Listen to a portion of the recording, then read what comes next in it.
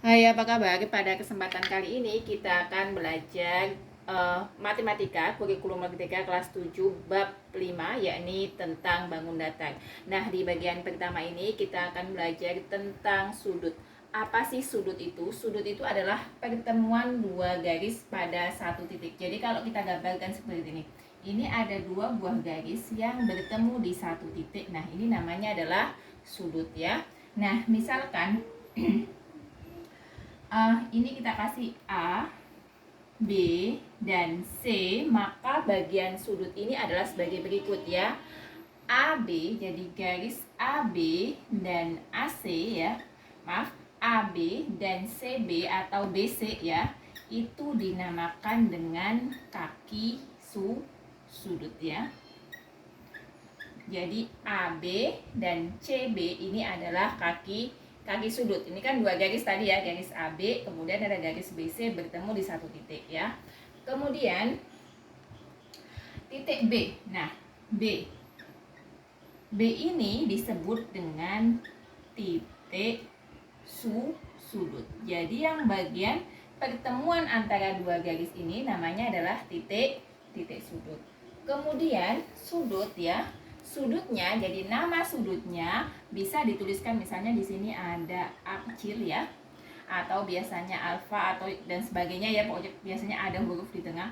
Nama sudutnya bisa ditulis dengan sudut B atau bisa ditulis dengan sudut ABC, jadi ABC. Bisa ditulis dengan nama sudut CBA atau bisa ditulis dengan nama sudut, karena di sini A kecil, sudut A. Sementara bagian yang di sini ya, bagian dari tengah-tengah ini di sini adalah besar sudut ya. Nah, ini adalah sudut. Jadi ingat tadi ya, pertemuan antara dua buah sinar garis yang bertemu dalam satu titik, namanya adalah sudut. Nah, sudut itu bermacam-macam ya. Ada, kalau di SD dulu kita sudah belajar, ada sudut lancip ya. Sudut lancip itu besarnya kurang dari 90. Jadi dia lebih kecil dari 90 derajat. Kemudian ada namanya sudut siku-siku. Nah, sudut siku-siku ini besarnya berarti 90 derajat ya. Kemudian ada sudut tumpul. Sudut tumpul berarti besarnya adalah lebih besar ya dari 90 derajat. Jadi kalau siku-siku itu 90, kurang dari 90, siku-sikunya 90 dan tumpulnya adalah 90, lebih besar dari 90 derajat. Kemudian ada lagi namanya sudut lurus ya. Berarti dia berbentuk garis lurus. Nah, kalau ini sudutnya nilainya adalah 180 derajat.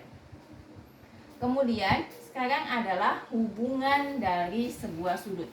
Jadi, misalnya ya, kita menemukan yang pertama adalah saling berpelurus. Jadi ada hubungan sudut ya, saling berpelurus ya. Saling berpelurus itu bagaimana? Misalnya ini ada sebuah garis ya, kemudian ini kita lihat ya, misalnya ini A, B, C, D. Nah, ini kan di sini kita menemukan dua sudut. Yang pertama adalah sudut A, B, C dan sudut C, B, D. Berarti ini adalah dua sudut yang saling berpelurus. Nah, kalau dijumlahkan, misalnya ini saya tulis A, ini B ya, berarti sudut A ditambah sudut B hasilnya selalu 180 ya. Yang kedua, ada namanya sudut berpenyiku. Berarti sudutnya membentuk sudut siku-siku ya. Dua sudut yang membentuk sudut siku-siku. Sudut siku-siku besarnya adalah 90 derajat. Misalnya ini A, ini B ya. Atau kalau kita kasih nama ini A, B, C, D. Nah, berarti bagaimana?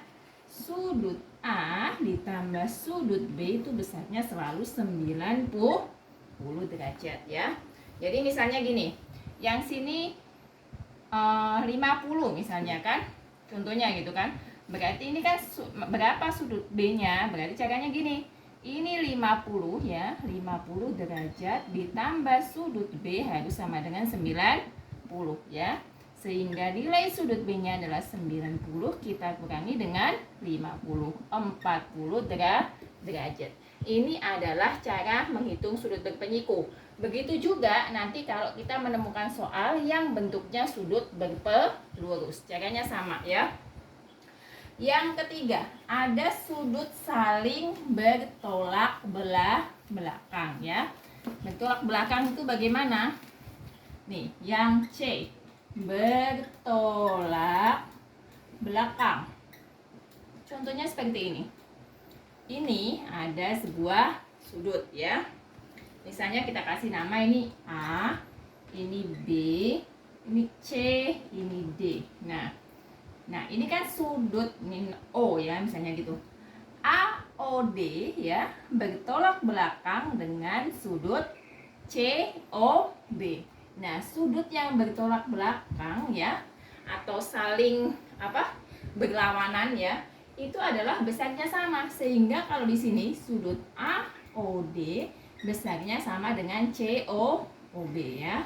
Dan sudut DOB, jadi DOB sama dengan mana? AOC.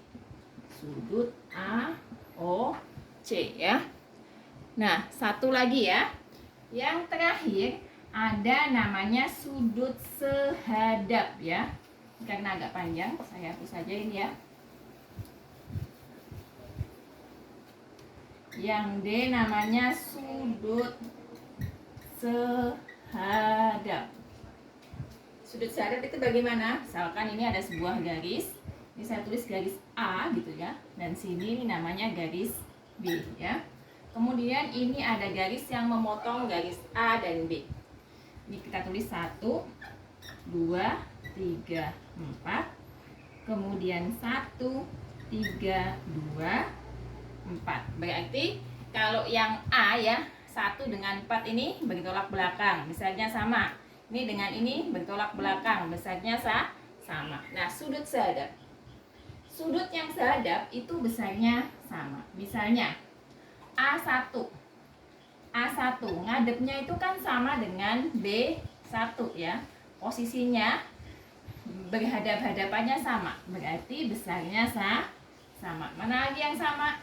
Misalnya lagi A4 berarti dengan B4 ya. Kemudian A3 pasti dengan B3. Itu adalah sudut sehadap ya. Ada lagi, kalau tadi sudut sehadap, yang selanjutnya adalah sama, tapi ini adalah namanya, tadi kalau sudut sehadap bagaimana? Sudut sehadap besarnya sama. Sekarang adalah berseberangan luar.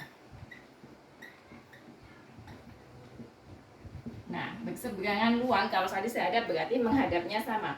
Berseberangan luar adalah sama. Contohnya bagaimana? A1 dengan B4, berarti ini berseberangan dengan ini ya, berarti besarnya sama ya, Kalau ini berarti dengan ini ya kan, seberangan luar berarti besarnya sama. Yang selanjutnya ada sudut berseberangan dalam ya. Kalau tadi berseberangan luar, sekarang berseberangan dalam. Berseberangan dalam itu bagaimana? Berseberangan dalam selalu sama. Berarti kalau tadi yang luar, berarti sekarang yang dalam. Nah, ini juga besarnya sama. Jadi bisa dilihat. Nah, demikianlah tadi apa yang dapat saya sampaikan tentang sudut. Semoga dapat dipahami dan sampai jumpa di video selanjutnya. Terima kasih.